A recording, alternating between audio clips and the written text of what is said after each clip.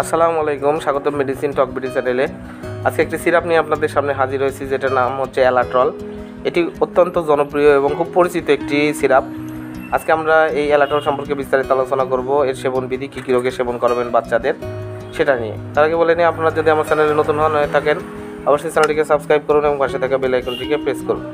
অ্যালাট্রল প্রতিটি সিরাপে রয়েছে সিরিজিন হাইড্রোক্লোরাইড। 5 মিলি সিরাপে রয়েছে সিরিজিন হাইড্রোক্লোরাইড 5 মিলিগ্রাম।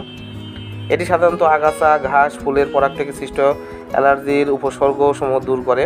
হাসি, নাক দিয়ে পানি পড়া, নাকের ও চোখের চুলকানি, চোখে পানি আসা, চোখ লাল হয়ে উপশম করে।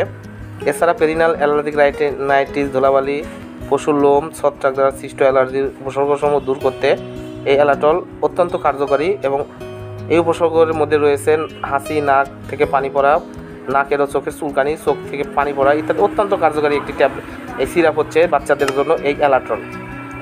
এটি সাধারণত দৈনিক 1 চামচ, 2 থেকে 6 বছরের বাচ্চাদের 1 চামচ অথবা হাফ চামচ করে দিনে 2 বার 2টি বিভক্ত মাত্রায় এটি দেওয়া যায়। এবং 6 মাস থেকে 2 বছরের বাচ্চাদের জন্য 2.5 মিলি অথবা হাফ চামচ আপনারা দিনে 1 বার এটাকে ব্যবহার করবেন।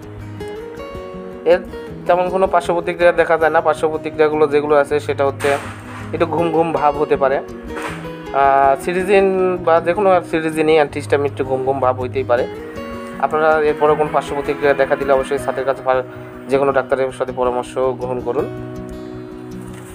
অ্যালাট্রল প্রতিটি সিরাপে রয়েছে 60 মিলি সিরাপ, একটি মাত্রা পরিমাপক কাপ, যার দাম 30 টাকা। আপনার হাতের কাছে যে কোনো ফার্মেসিতে পেয়ে যাবেন।